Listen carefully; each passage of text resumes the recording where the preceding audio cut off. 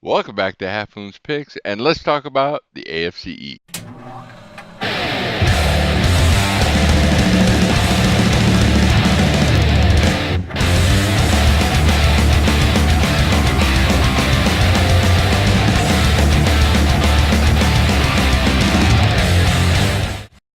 Well, first look, obviously, on the AFC East is the New England Patriots. I don't think anybody can give this team a running in this division. You know, you look at Bill Belichick and Tom Brady since 2000. New England's been 214 to 74 percentage win total. And even in postseason, 27 and 10. It's 23% win total. Just awesome numbers. But, you know, one thing you can say, Tom Brady is 40 years old.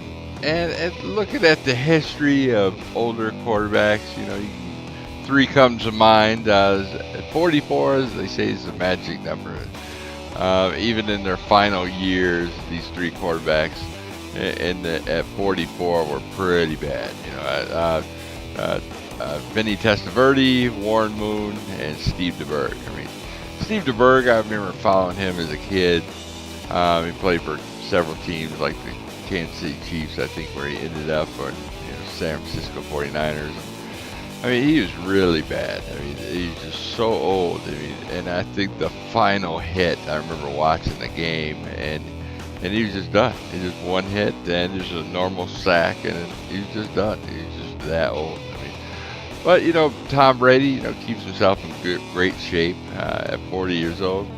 You know, though, I think the long ball of his is kind of depleted, but the short game is still excellent, and I think they'll build around that. They lost a lot of players on the offseason. See what they got. They signed running back Jeremy Hill from Cincinnati. They traded a fifth-round pick to Oakland and got wide receiver Cordell Patterson.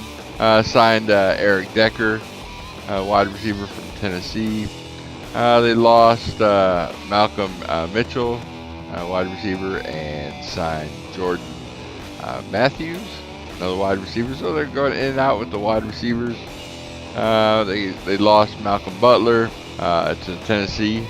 So and they lost Danny Amendola to Miami, wide receiver.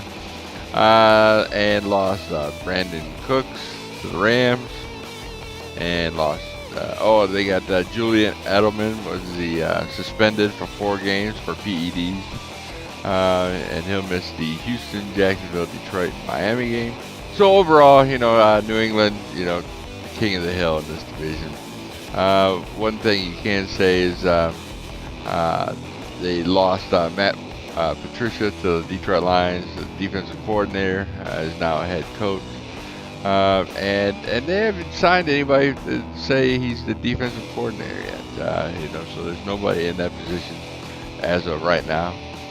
I think their defense is gonna decline like they did, you know, but their offense is gonna score so many points that you're gonna have to, you know, they score at will sometimes. You know, so if you can stop that offense, then they don't have nothing to worry about that defense. So it's gonna be, you know, high-scoring games. Looking at the numbers, you got the Super Bowl odds 6.5 to 1 or 13 to 2. And 11 win totals. Last year they went 13-3. Their strength of schedule is like really low, 22. The division last year went 5-1. I think their only loss came to the Dolphins.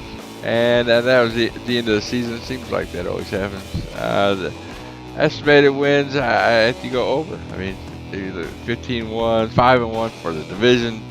I mean, that's half their wins. You know, they still get over 11. That's one thing I can say about the New England Patriots. Their division is so easy. All right, moving on, we're gonna go to the Miami Dolphins. Miami Dolphins. Tannehill's back this year. You know, he missed all of last season and half of the season before that. As Matt Moore came in. He's wearing a knee brace. Tannehill is, and he's gonna play on that, like Dan Marino did in his later season. But you know, Tannehill's not as old as Marino was when he started wearing a knee brace. See, they traded Jarvis Landry to Cleveland.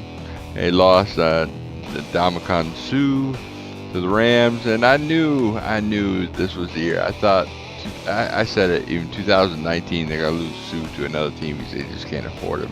Here it is, 2018. The year before I said it was gonna happen. They just paid him way too much money. But that's another thing.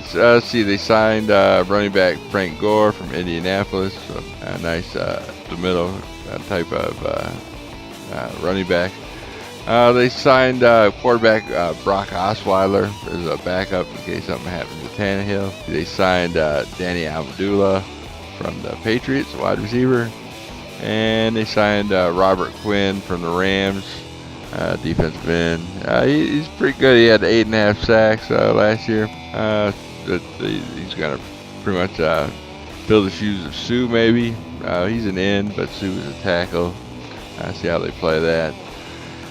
See, they basically, they're trying to get in the spirits of the winning. The Dolphins changed their colors to match the same exact colors from the 1972 where they went 13-0 Dolphins 1972, and so they give that spirit. They still kept the same logo design. Had the big chat in on my YouTube. So looking at the Dolphins numbers, I see 150-1. That does a big difference, a big leap, a big gap, we should say, between the odds of the Patriots and the Dolphins. Look at 150-1 compared to 6.5-1. Oh my goodness. Looking at the win totals, is 6.5. Last year they went 6. So they're estimating the Dolphins are going to be good as they were last year with the old Bears quarterback Cutler. The strength of schedules is the highest, the hardest in the division as well, at 15, ranked 15. So they're supposed to be. They came in 2-4 in the division last year, and basically, I'm looking at it. They expect them to do better with no Cutler, and they got Tannehill, who's on one leg. What happens to Tannehill? He's gonna get injured, and they got Brock Osweiler. He's like horrible. So I'm saying under the win totals on this. I wouldn't play the Super Bowl odds of the Dolphins, that's for sure. 151. If you're a big fan of the Dolphins, why not put $1 on it? Win $150. Next, I think the New York Jets. The New York Jets came in 5-11 last year. I know they have issues at quarterback. They brought in Bridgewater from the Vikings, and career TDs to interceptions is 28 to 22 interceptions. I remember, I'm a big Lions fan, and when Bridgewater played the Lions, I was like, yeah, because he always throw 2-3 interceptions a game. It's just that bad. He had one good year with Adrian Peterson. I think they came in like let's say 11-5. But Adrian Peterson was the workhorse. Just handed off to him. Like I say, he has a bad knee. He didn't play last year, and they traded him off this year. Quarterback rating of 86.3. Completion ratio 64.7. That's not very good. The Jets still, of course, have McCown at the helm. He didn't do too bad last year, and he'll most likely probably start this season. He has a career of 97 TDs and 78 interceptions. QB rating of 80.8 with a completion ratio of 60.4. Just a little bit worse than Teddy Bridgewater. And then they drafted Sam Darnold. I think he might have a shot of playing. We'll see what happens. Darnold in college for 2 seasons passed for 7,229 yards. 2 seasons, that's pretty good. But again, that's college. See what else happened. Matt Forte retired. Terrell Pryor, grad from Washington, wide receiver. Signed Thomas Rawls, running back from Seattle. He said the last couple of videos, Seattle just giving away all their players. And basically, this is a revamped Browns team. You know, you're looking at a lot of Browns players. But, you know, the Browns, I think, is just bad coaching. You know, no matter what players are playing. But looking at the numbers for the Jets, they got 200 to 1 to win the Super Bowl. Win total of 6. And last year went 5 and 11. And I'm saying under. I think this is probably probably one of the worst teams in football this season. Division went 2 and 4. They have a strength of schedule of 25, so they have something. They're gonna play some pretty bad teams.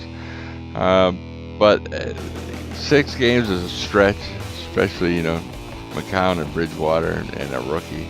So whatever they have to do, I don't see no players are, you know, coming at me on, you know, this person's going to do great for this team.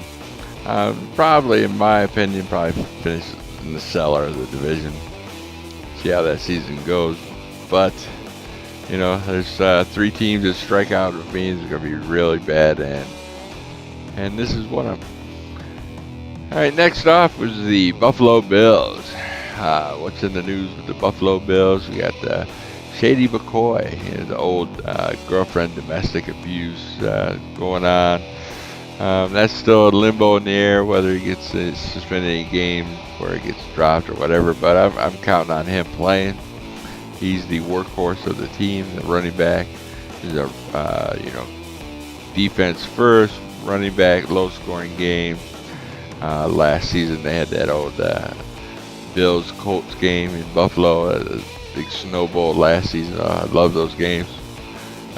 Low score was like 13-6. I think the final score was.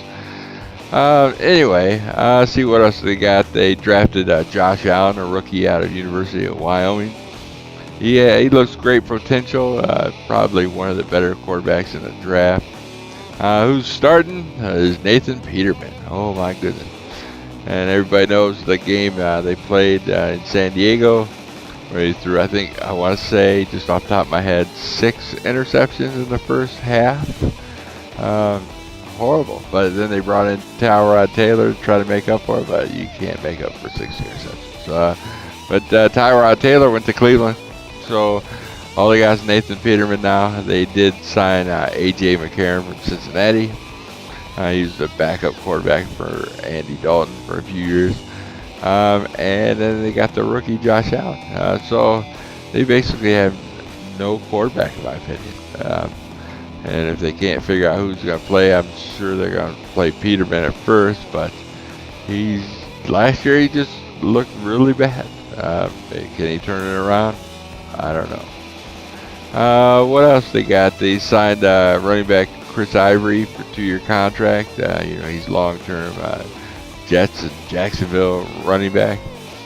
So like I said, they're gearing up. They got a backup, or you know, they might exchange with McCoy. They're just gonna run this ball, not too many passes. And what else? That's about it. This team has not won their division since the 2002 realignment of divisions. So, and last year was the first time they ever hit the playoffs since 1999. Good old Jim Kelly. Let's see. Looking at the odds, another 150 to 1, same as Miami. They are expected to win 6 games this season. Last year they went 9-7, surprisingly enough.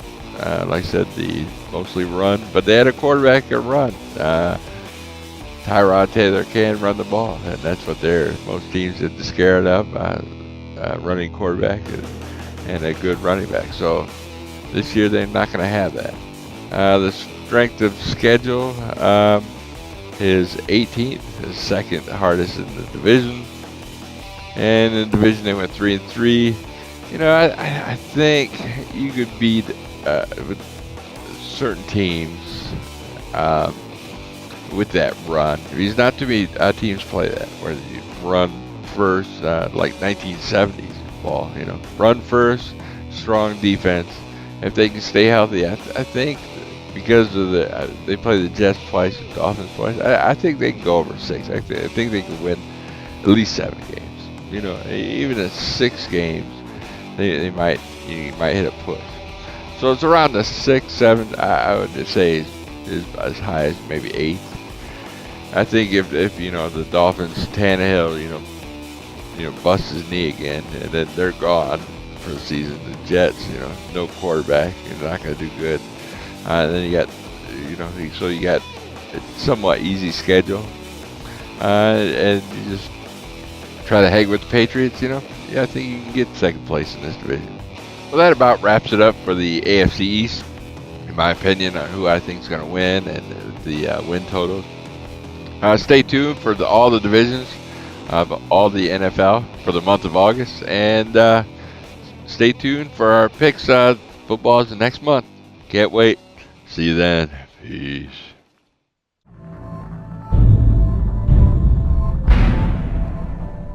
You enjoy placing a few bucks on your favorite team? Maybe try your hand at cards or on the slot. Use me as a reference and click the link in the description below and receive a new member bonus and help support this channel. Bovada, just better.